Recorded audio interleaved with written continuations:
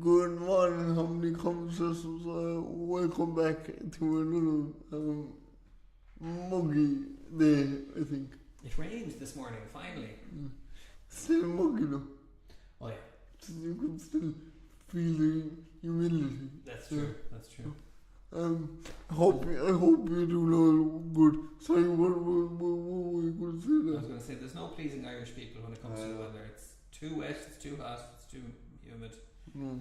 Um, It's funny because you can actually acclimatise to a climate. We know a Spanish woman that's been living in Ireland all her life. And when she goes back to Spain, she finds it ridiculously hot. She can't take the heat at all in the Spanish. So like, you do acclimatise to whatever country you're living in. okay, but I'll counter that by saying there are people I know who are from other countries who say that it's impossible to acclimatise to Irish weather because it's so unpredictable.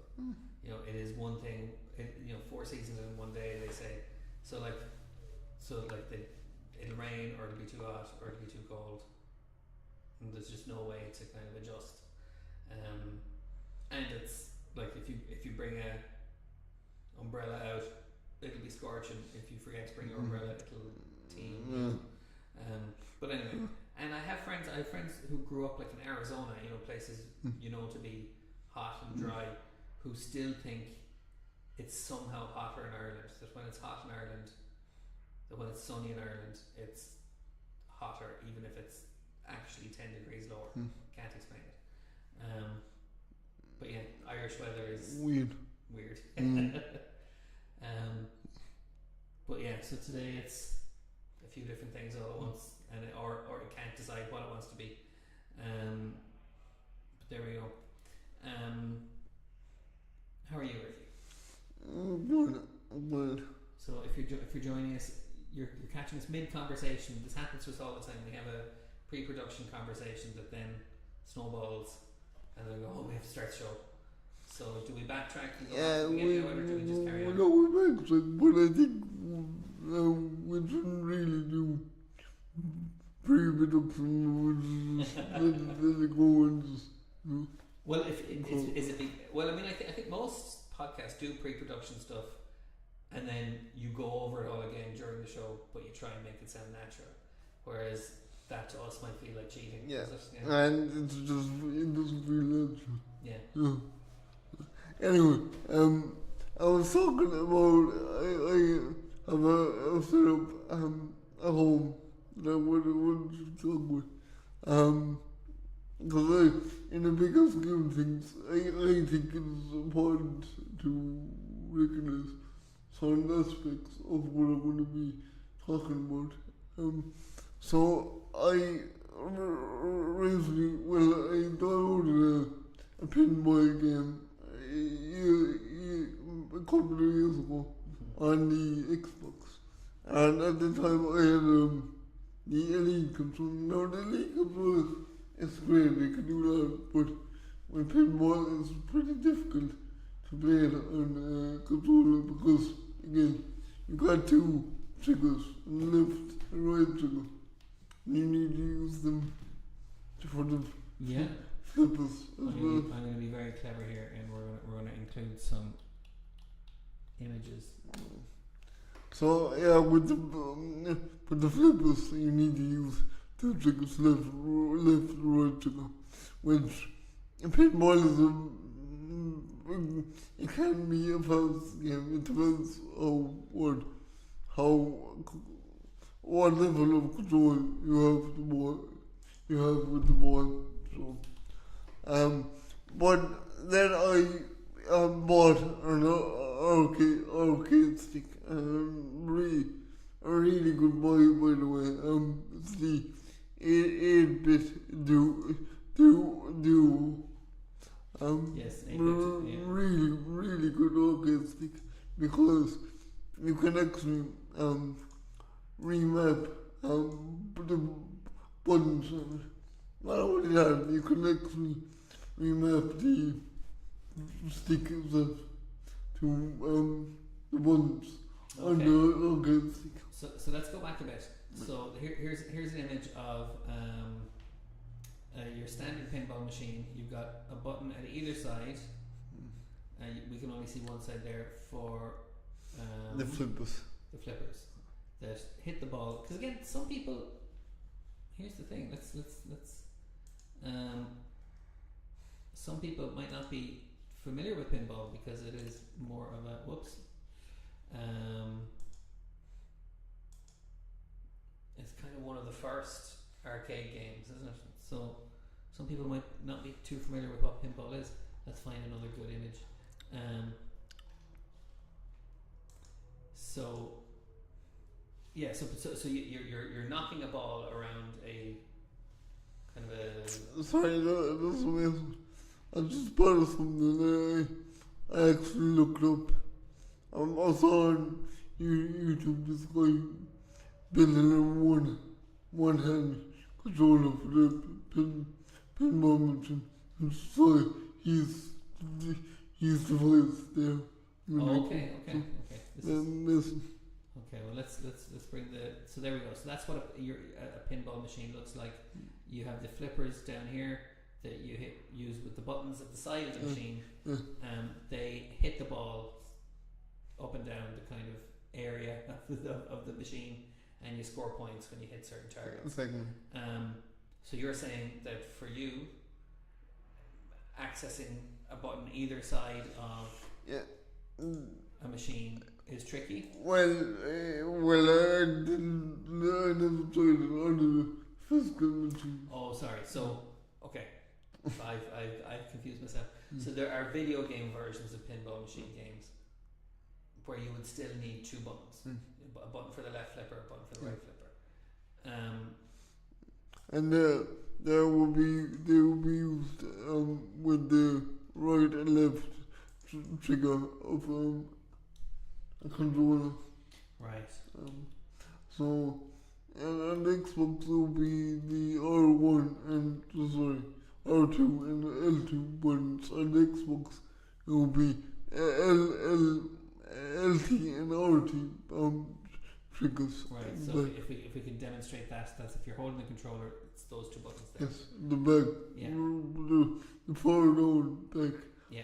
triggers, which for a one-handed player is, well, from my own experience, it's difficult. It is, because pinball is very fast-paced, depends on how good It's all you- reflexes. Yeah, it's like, I'm rubbish at pinball. Either I virtual or would love to see you have a go on my setup, see can you do it.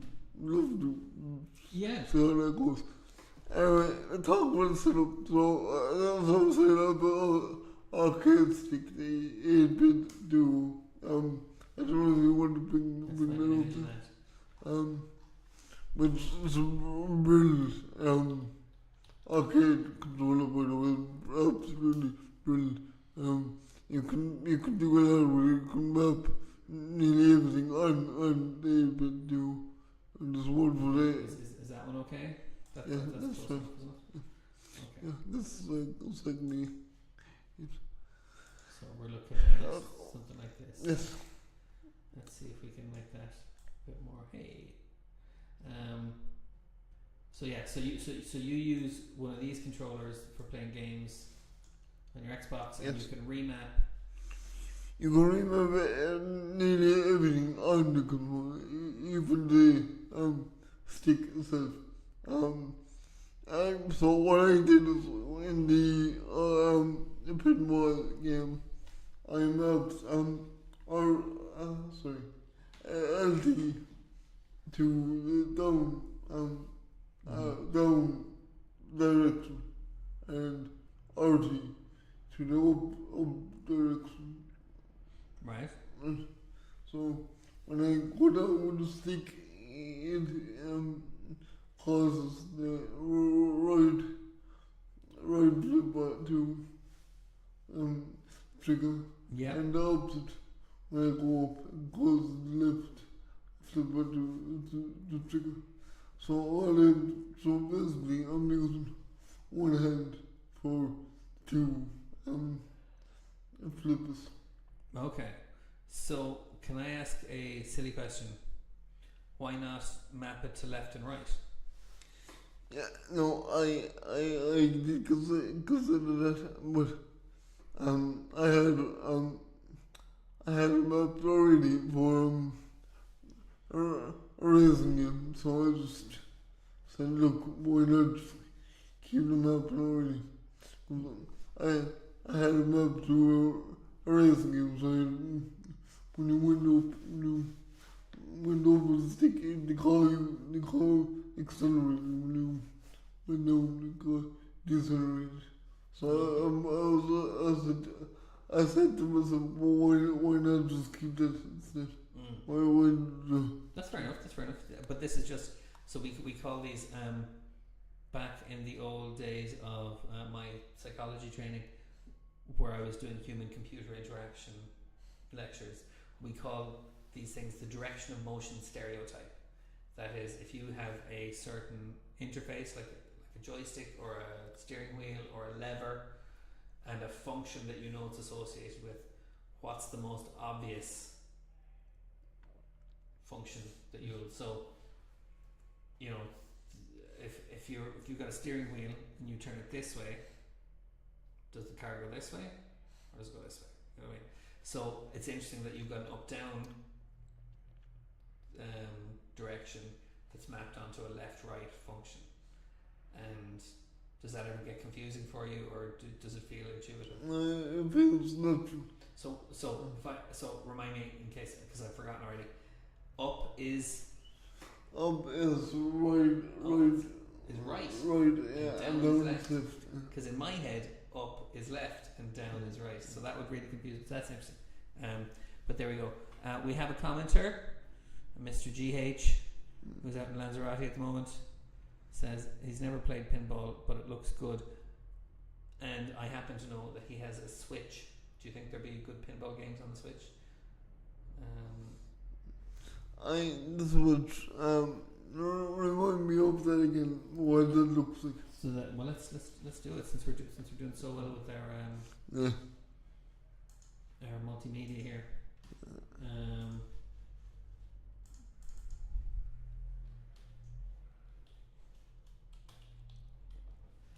Okay.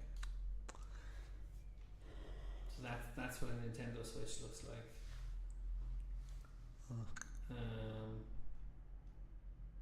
Let me get good. Of course, there's no good images. So actually that will do. So you're not a Nintendo man. So that's what a Switch looks like. So you've got the controllers on either side of the screen, but the controllers can be taken off and attached to each other to make a single controller. And can you remap them as well? That's a good question. Because if you could, what I would do is I would map the two buttons up on the right part of it. See where the analog stick is. See, Yeah. she's up above it. Yeah. No, noticing. Good. So I would map those two buttons left and right to the flippers. Okay. So you wouldn't need two hands. You could just use it one hand. That makes sense. If you can map. I'm going to show my age here. Some people have built pinball machines out of these switches, where they've mounted the Switch display part in a box that looks like a pinball machine, and they've mounted the controller part in places where the pinball buttons would usually be. That's a lot of work for I don't know how much reward, but I will say as well, to show my age, that back in the old days of like the first good PCs, like the mid-90s, they came packaged with a pinball game that you played with your mouse. So the left and right click on your mouse was your flippers, and I wasted a lot of time on that. But there we go. talking about mapping, and this is, I don't know, now maybe you could look this up. I don't know this thing, but if you could get competitive sports on games, like Esports. With pinball games like this. I don't know, I don't know if it's supposed to. If you can, then would any adapt technology for people who have disabilities, would that be allowed? Because I don't think it would be in competitive sport. And I don't understand why, because I can understand what people are thinking. But I think their thoughts are a little bit off in the sense of the way I look at adaptability is it doesn't make you any better or any less than someone else. It does is levels the playing field. Right. Okay. I have some thoughts. So we should first explain what esports are. Oh, I'm sorry. So there is competitive gaming. So in some parts of the world, being good at video games is the same as being good at a sport or that kind of thing. Now I only know Mortal Kombat and Street Fighter that they play competitively on those There's games. League of Legends and there's all sorts of okay. So and there's esports that are like this drone flying stuff, which I think is adjacent to that. It's similar because it's but okay. So esports is where you compete against other people at video games. It's so serious that people get sponsorships. There's serious prize money. People have fan bases. They have supporters that come and see them. And I just googled so it's a serious business. It's as serious as of course. professional soccer or whatever other sports you're into. So the one thing we talked about accessibility in gaming and competitiveness before. I don't know, to some degree here. I never googled esports and disability. Now, it turns out there's a website called Able Gamers. Have you come across it? Yeah, the name sounds familiar. Okay, so they have a whole page on, we might as well skim through it, called Esports Becoming More Accessible to All. So it turns out esports are becoming more popular, they're global reach, but they are becoming more accessible because of adaptive technology, of things like the Microsoft Gaming Kit, of the remapping possibilities of your games. So these innovations allow gamers with a variety of disabilities to engage in gaming and esports. So that is becoming more common. There are inclusive esports tournaments that have the point of them is that anyone of any ability functioning can play. So that's great. There is a thing called the Adaptive Esports Tournaments that these guys, Able Gamers, we should check them out more because they seem to be into this stuff. And there are now esports teams composed entirely of players with disabilities. Now, yeah, see, I knew. I'll wait for it. Should we read more before you jump in? Or do you want to jump in? No, please. Sorry, I should have jumped in too soon. Okay. Now there was an AI thing that I didn't read because again we're avoiding that kind of thing about kind of barriers to inclusion, which obviously they're going to be, but we've been talking about those the whole time. Esports. So developers and organizations are increasingly aware of the need to cater to a diverse gaming audience, including people with disabilities. This awareness coupled with technology shows where esports can be a universal platform transcending physical and social barriers. So Able Gamers are very optimistic about this. They're not saying much about what the barriers are, but again, I don't want to just kind of read their whole thing, but they're also an organisation looking for donations. So anyway,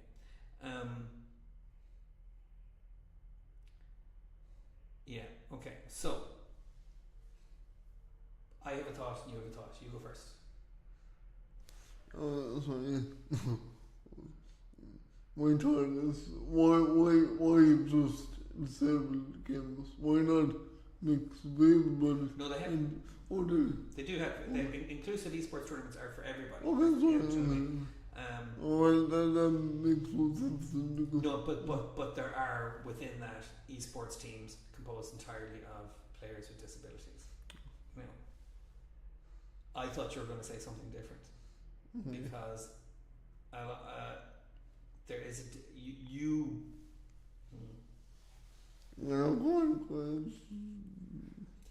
You have stated on this show. I'm going to quote it, that you consider physical disability and neurodivergence to be entirely different categories of disability. Yes, sir. So you would not consider an esports team composed of people with autism to be a team of people with disabilities? No. Okay.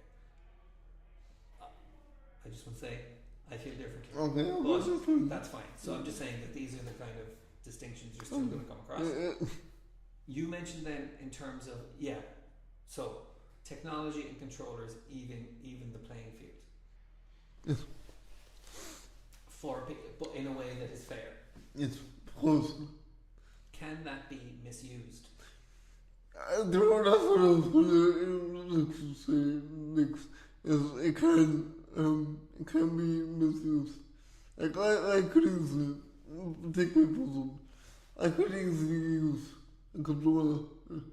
Nobody with a controller, which I pinpoint, I can't by the way, so but to say if I could lie, I could say, but I'm not able to use the controller and pinpoint or Mortal Kombat or whatever it is. I need to use this specimen, this setup, not specimen, but setup, whatever it is.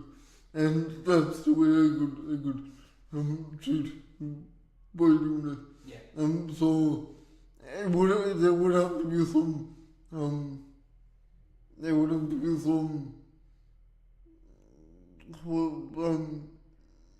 confirmation or testing to see. Yeah, but then you're in trouble there too, because we've had that conversation too, which is the idea of,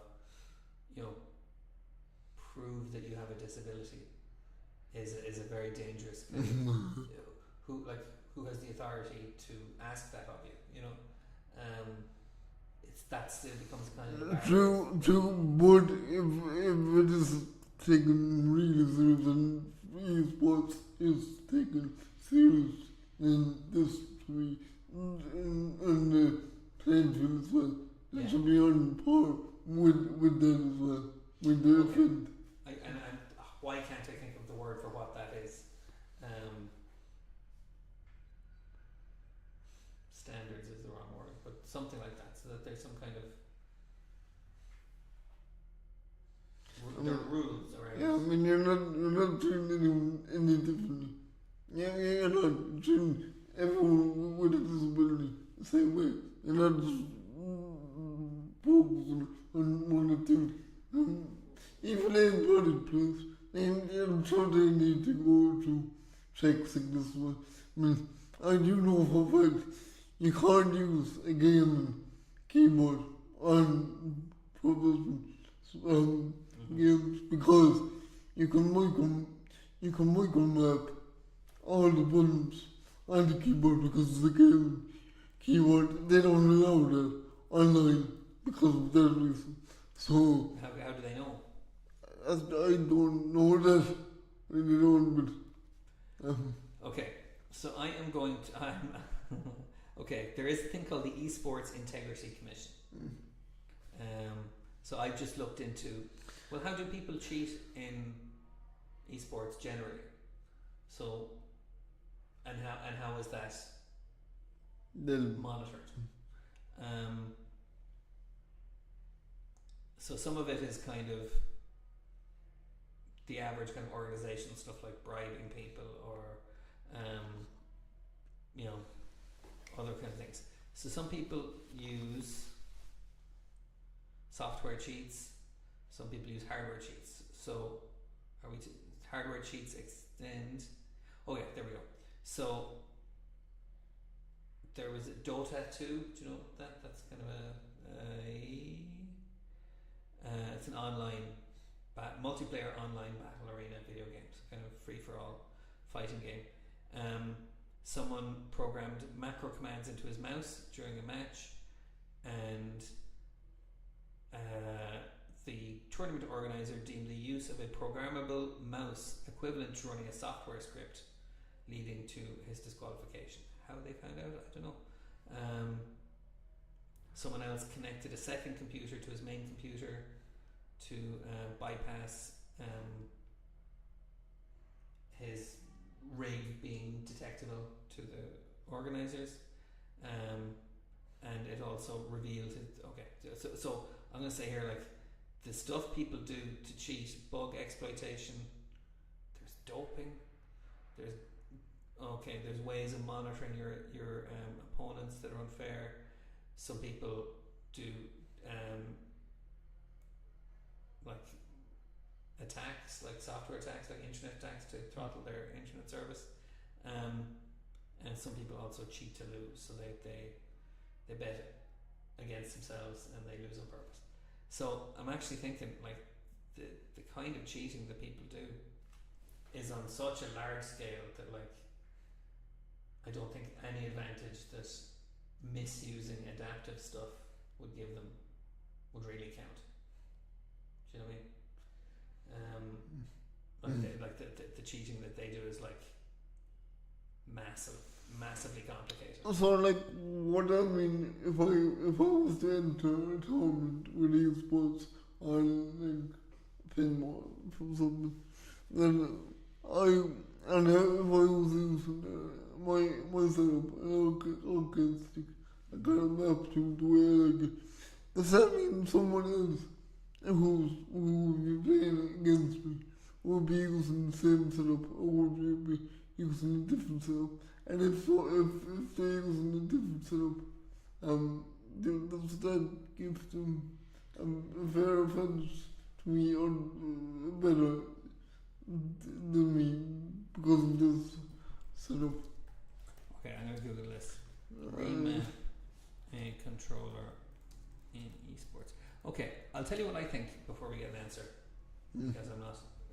Okay, well, it says, okay, I've just Googled, can a player remap a controller in esports? So there's a difference between remapping a controller and using macros, because a macro is a sequence of controller inputs that saves you time. So that is an advantage.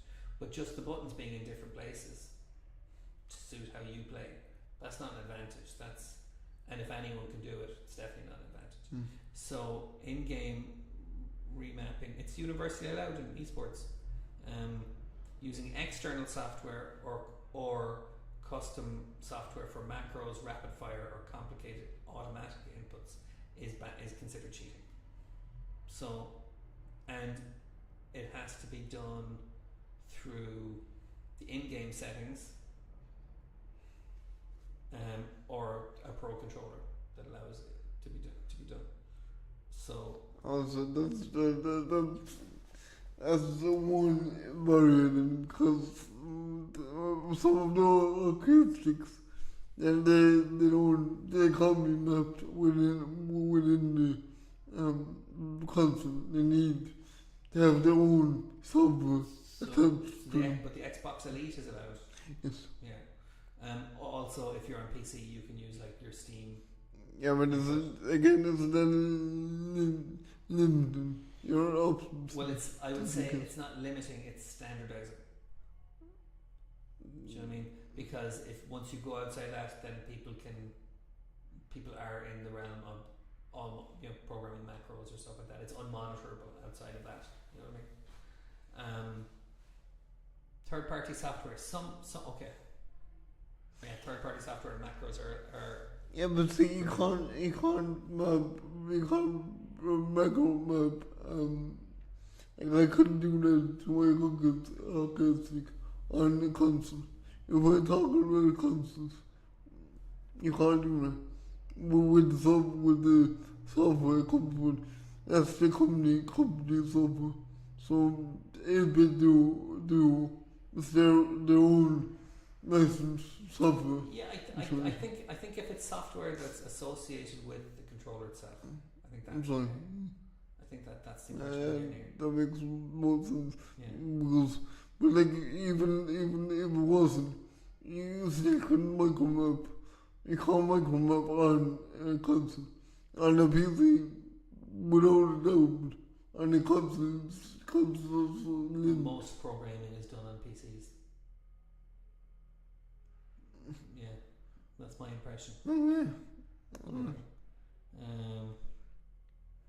Okay. Okay. Yeah. Oh yeah, Glenn is talking about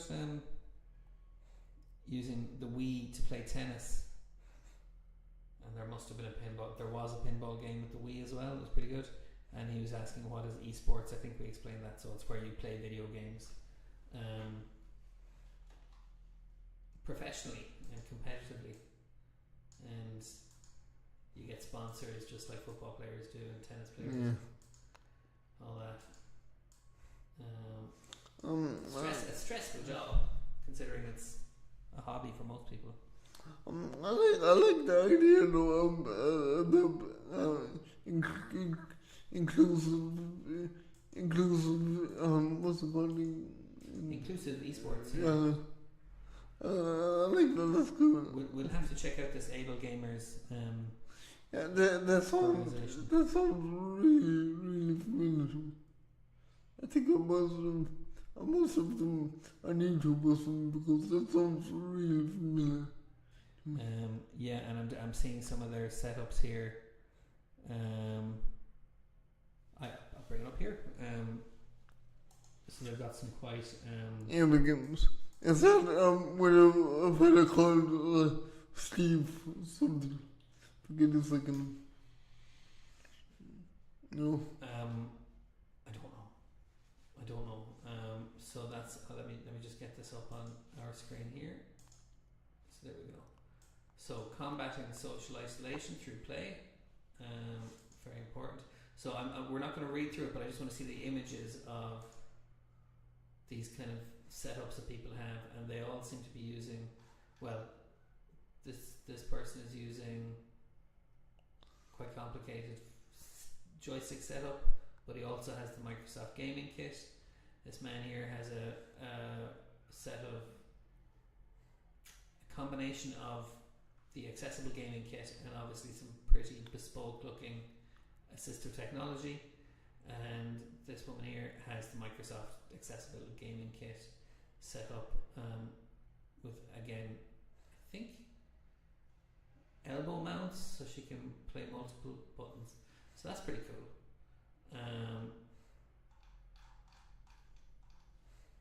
So there we go. So we'll have to look into these guys some more.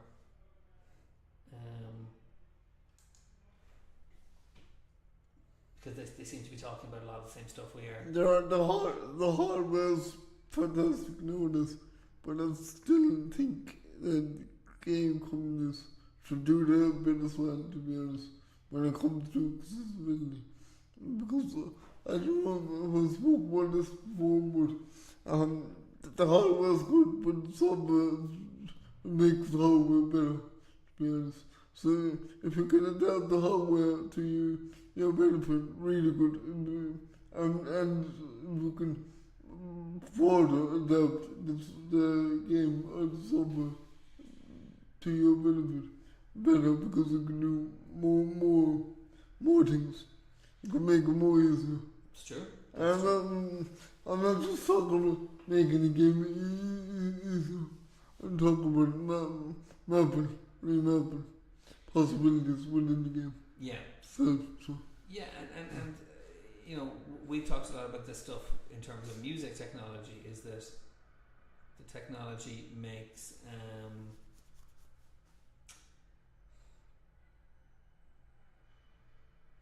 it closes the gap between intention and execution. So it makes you able to do things without having to think about it. Is that which is really important in playing music, but it's really important in playing video games as well. Yes, it's an ongoing kind of navigation or negotiation. But I still think, and I know. So there's lots of ways to think about it. There's the input, there's the game itself. You know, there's the representation as well. There's like, do games represent the disability community enough to feel inclusive? There is yet to be a video game where the main character is a person in a wheelchair. I 100% agree. Although in GTA 5 there was to some extent was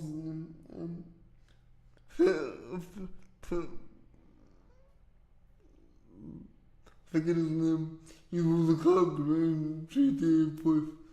He was disabled. He was with a walker stick, and sometimes he was a wheelchair. Was he a playable character? No.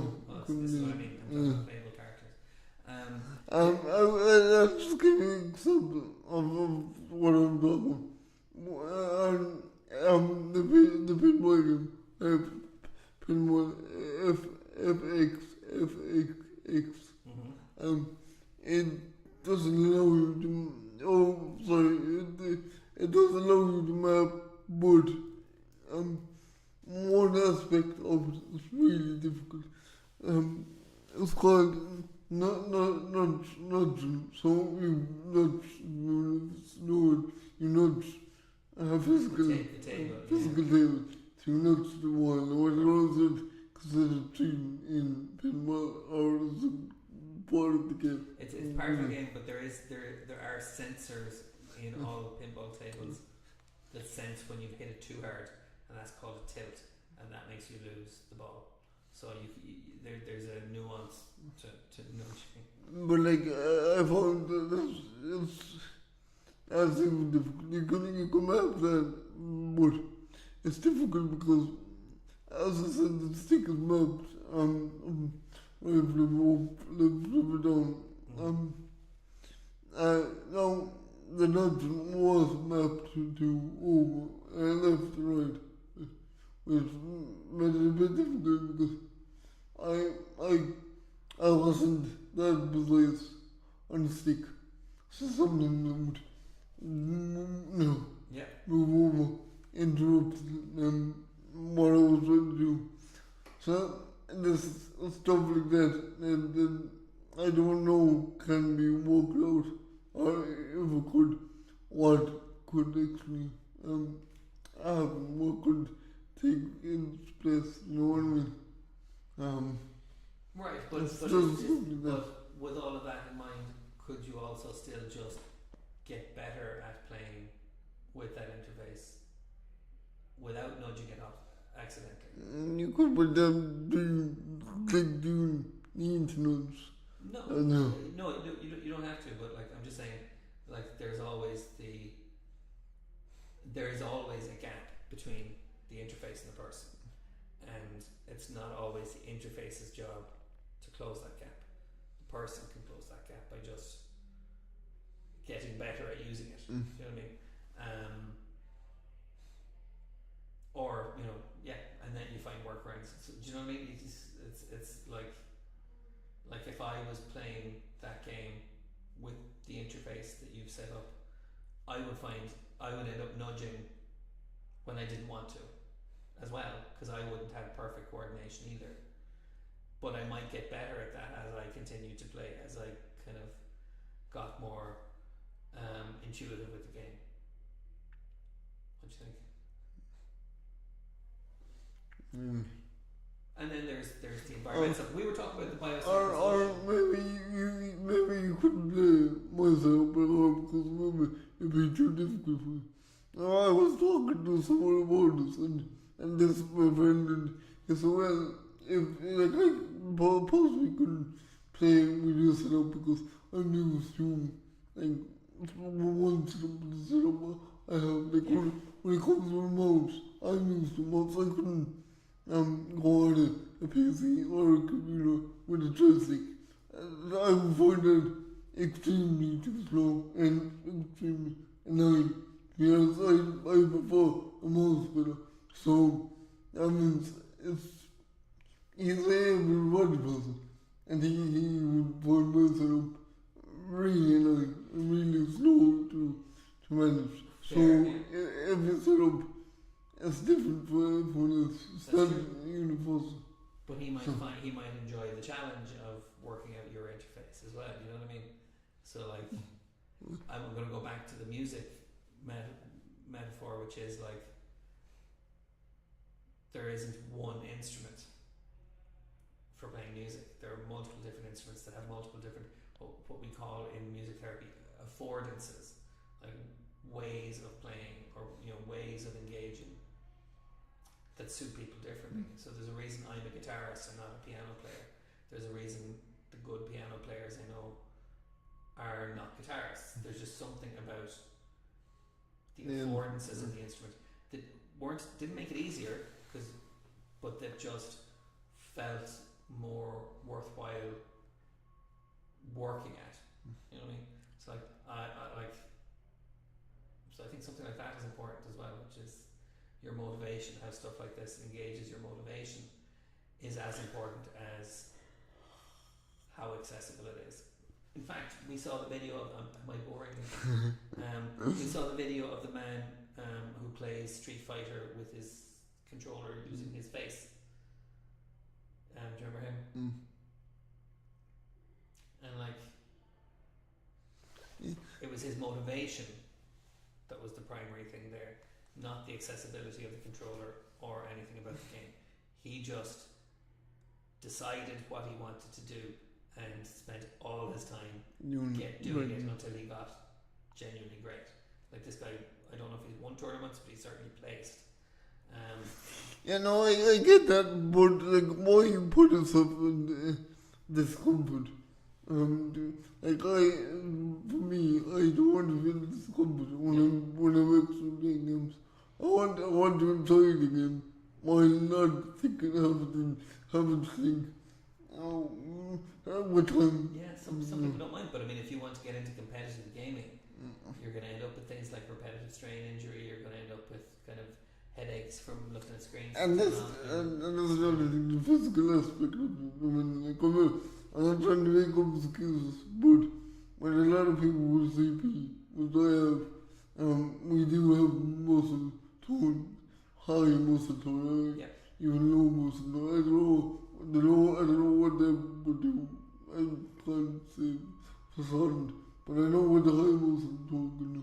It can seriously mess up your muscles. Yeah. It gives me spasms.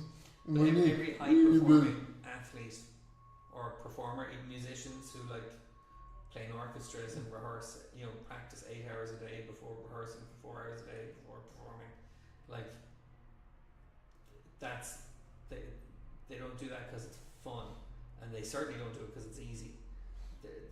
But they do it because it's worthwhile to them, and that includes, because if we're talking about esports, that's the level of engagement you're talking about, where it's like discomfort and grinding and practice are all part of it. Recreational gaming means you play for 5 minutes and you forget about it. I would disagree, because like the way I see it is, a game can be difficult. It can be really difficult. I play examples with playing games like this. Some levels extremely difficult, but you can still have the level of comfort you want. And just make the game easier. Right. Not if you're playing at an esports level. Okay. You know what I mean? Because like that's so intense that you're just doing the same thing. Anything you have to do, like for 8 or 9 hours a day, that's a job, that's work, and comfort or ease doesn't come into it. Then it's especially not if you're sponsored and there's winnings and like that's your livelihood. Those people are all kind of pushing through some kind of pain barrier. Pain barrier is maybe too strong a word, but some kind of they're having to ignore some kind of discomfort in order to keep going. What's the good in it then? If that's the point. If it's their job, that's their livelihood. It pays their bills, you know. Like this is the difference between esports and professional gamers and recreational gamers, and it's a spectrum, I'm sure. But like there are games I've given up because they started to feel like work. They weren't fun anymore, and I just stopped. I didn't want to. I didn't feel like completing them. You know, I gave up. You know, those Dark Souls games. There's one Bloodborne. Like at a certain point, I was like, I'm not enjoying this. You know, and the game was so grim. It was kind of depressing me anyway. So but that's the nature of me as a gamer. I'll play a roguelike for 10 minutes and be perfectly happy. I don't need to shoot, you know. But then there are people who play those games. They'll play Dark Souls or Bloodborne, and they'll complete the game without upgrading their character once. They'll like complete it the hardest possible way you can. And why are they doing that? They're not getting money for it. They're not, you know, they get like some praise. You know, people say like, oh, that must have been really hard, but like it was just their decision. It was something they felt they'd feel satisfied doing. You know, you can't account for that. That's again, we were talking about the biopsychosocial model earlier, and how you know, so-called impairments and diagnoses impact with body functions and structures and affect activities and participation, and that technology and assistive technology is one of the ways to balance those things. And the most common bit of assistive technology that people always forget about is wearing glasses. That if you're wearing glasses to correct a visual impairment, then you are no longer visually impaired when you're wearing those glasses. And furthermore, wearing glasses is completely normalized. There's no stigma about wearing. I mean, there is a little bit, or you know, when people are being mean, but like it's completely normalized. So there's no social disabling of people who wear glasses. And we're talking about getting to that level with gaming adaptations and gaming controllers and stuff like that. But within all this as well, personality always plays a part. And so people just make decisions based on their own temperament and their own preferences, and there would be no way of explaining those things to another person. So you would say, why would this person work so hard to play a video game using just his head and chin and face, because that would cause so much discomfort. He would never be able to explain it to you.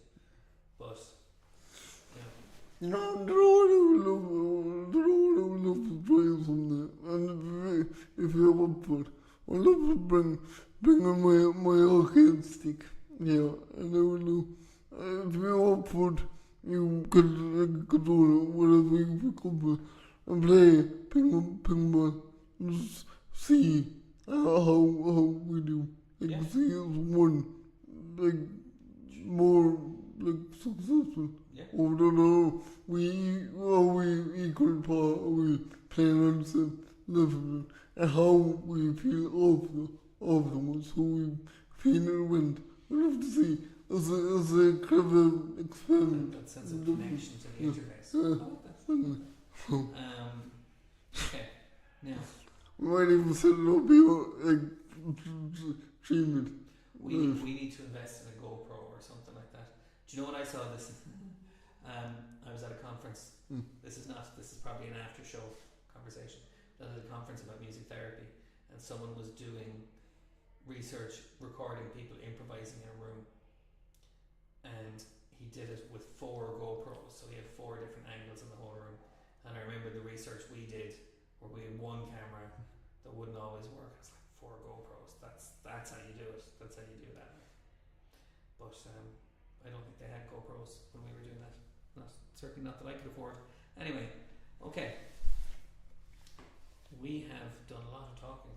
We don't have time for a guest today, so that guest will get extra time next week, and we apologise for running over. Good competition. Well, there we go. More interesting, really.